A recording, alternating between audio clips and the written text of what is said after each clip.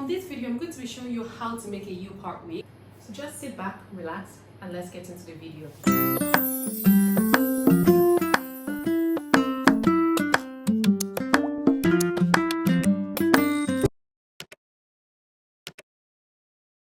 Hi guys, my name is Ryo KO and welcome to my channel. So this is a canvas head I'll be working with. It's of size 22, which is considered the general head size, right? So this is what I'm going to be using. Now this is a breathable mesh dome cap I like to use just because it's lightweight and very comfortable on the head. I like to use the wider part of the cap as the front, not just for any specific reason actually. It's just a preference of mine, so you can choose to use the back if you want to. But make sure you use the middle of the line on the canvas head as a guideline when you're putting the cap, and use 9 centimeter, as seen in the video.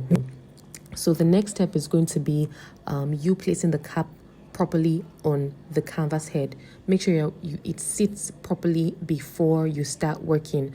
That's just to prevent the cap from moving here and there. The part of the cap you see me playing with is the excess cap we have to get rid of. So the next step is to resize the cap. So just watch closely how I did that. Don't drag the cap, just gently fold the excess part of the cap, right? The excess fabric, and pin it down as seen in the video. You can use T-pins, but I actually like to use smaller pins just because they don't make visible deep lines or deep holes, like the T-pins do. So just keep watching. So just keep talking as you go, and after you've done that, your result should look something like this. So the next step is to sew down the fabric, as you can see me do. This is just so we can remove the pins. The pins can get out of our hair, and we're going to have a very clean slate, right? So just keep watching. Notice my hand movement. I'm not tugging on the thread. I'm not tugging on the fabric. I'm just doing it gently, passing the needle through the fabric gently, just so I'm able to get a very clean results. So once you're done, your result should look something like this. Now we can start working.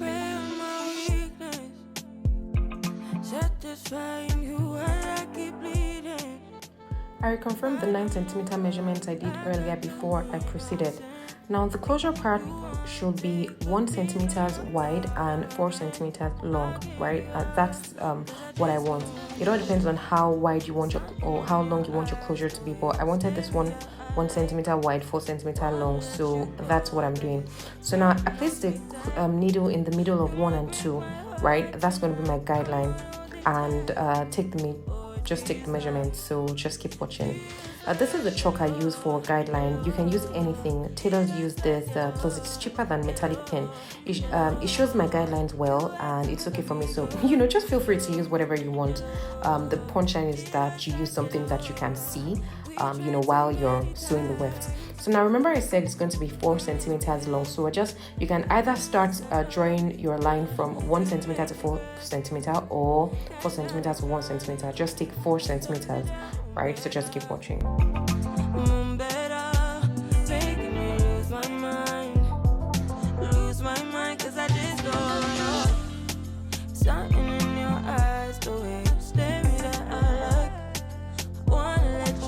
After taking the measurements, connect the 2 lines with a curved line to form a U shape as seen, right? It's okay to make mistake. If you make a mistake, just erase it and do it again. Just make sure you get a U shape, right, before you proceed. Now the next step is to draw the guidelines properly, throughout the cap. For the back, the lines should be 1 centimeter apart, but as you gradually get to the front, it should be ½ centimeters apart. Notice how I just did 1 centimeter throughout first before going back to now make the half marks that we need for the front, right? So just keep watching.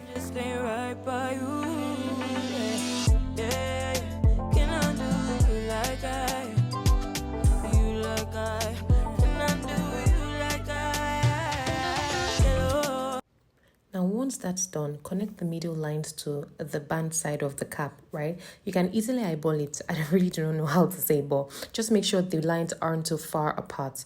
The already drawn lines in the middle should be your guide, right? So just keep watching.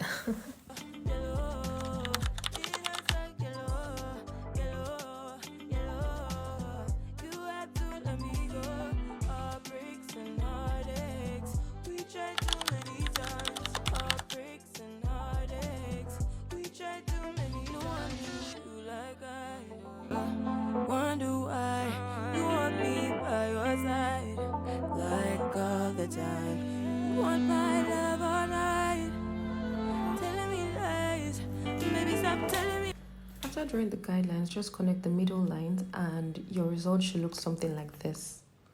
Now we can proceed to sewing the wig properly.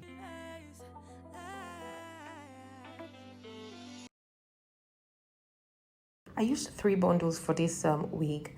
Now this is the part where those who use machines remove the cap from the canvas head and then take the machines to, take the cap to the machine and start sewing the wefts to the cap. Others use glue to glue the weft to the cap, but we are hand sewing, so sewing officially begins now. Whenever I'm sewing, I try not to cut my weft. I mean, you never can tell if you would want to use the weft some other time or if you want to use the bundle some other time. When you cut it, it just becomes, wigging that particular hair becomes really difficult. So for me, I try not to cut my weft when wigging, except I have to. Now, whenever I get to the edge, I just flip over to the next line and continue sewing. So just keep watching. Your eyes tell me that you don't want to leave just yet. No, my eyes agree. It's almost like when we first met. Oh, I don't care, it's getting too late. I want you and I can't wait. Don't want to spend a minute without you. I know you feel the same. So come on, give me. I see the bundles on 4 lines, right? And you can see how neat the wigging is. So I'll sew the second bundle off camera and then come back to show you how I sew the third bundle, which is the front part. Something of note in this hair or this process is that while I was sewing, I didn't double the weft or triple the weft. I was only just using a single file, and that's because these bundles are really thick. Like the weft is very thick, so the weft itself is not very long, and that's why I'm just using a single file. But if you had a very, very thick bundle, like if your bundles were very thick, you would have to either double or triple it. Before I sew the last bundle, since I've gotten to the front part of the wigging, what I like to do is that I like to cut out the weft for the line on the closure part, right? You see that line there? I just like to get it over and done with.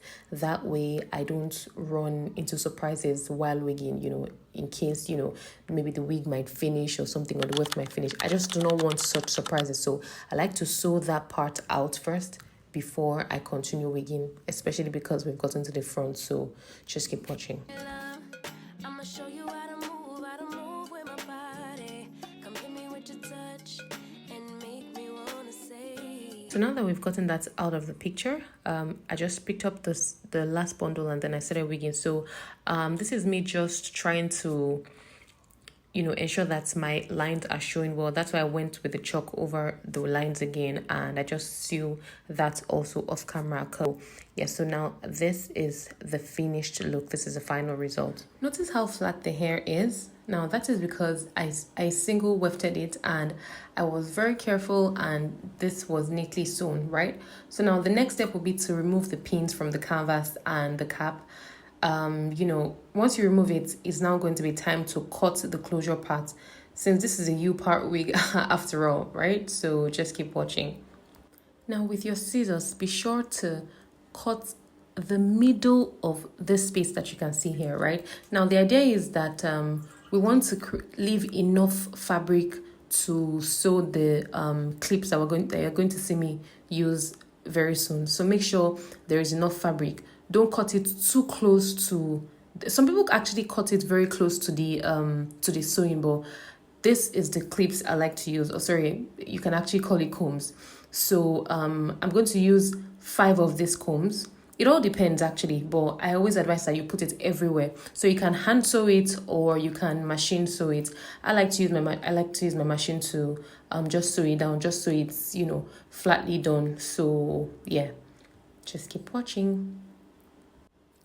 So my machine was acting up at some point, so I just could not use the machine to sew the combs to it, so I had to hand sew it. So you can see this is 4. I did the 5th one off camera, but I just wanted to show you how it's supposed to look like, right? But I used the machine to sew the fabric, the extra fabric down from the closure. Now I styled it off camera, and this is what I have.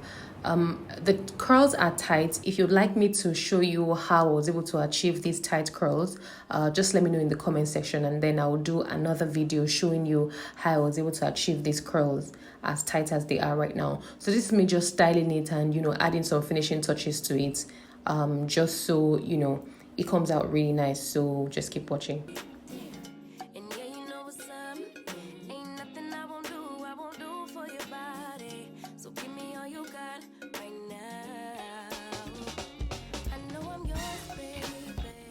So I actually made two U-part wigs. I made this wavy one and a straight one. So after styling this one, I didn't want to scatter it, so I'm just going to show you how I wore the straight one. I get a high every time we kiss.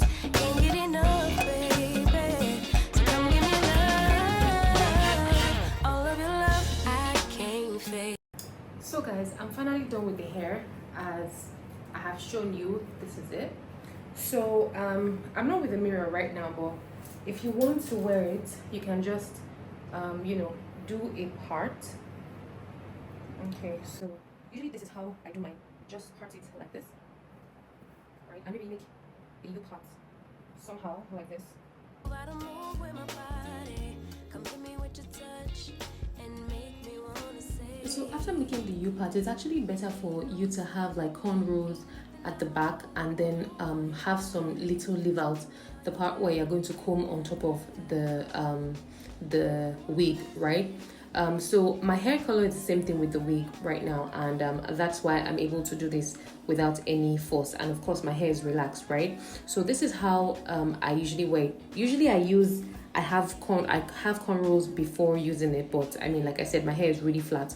So just make sure that you place the combs in a way that it would sit perfectly in your cornrows or in your hair, however way you want to do it. Just make sure you do it very well and it's sitting perfectly on your head. I mean, you literally use your head measurement to do it, right? So this should be a piece of cake, right? So this is me adjusting it. If your hair isn't too relaxed, you can actually straighten it, or use heat protectant first on your hair and then straighten it, and you'll be good to go.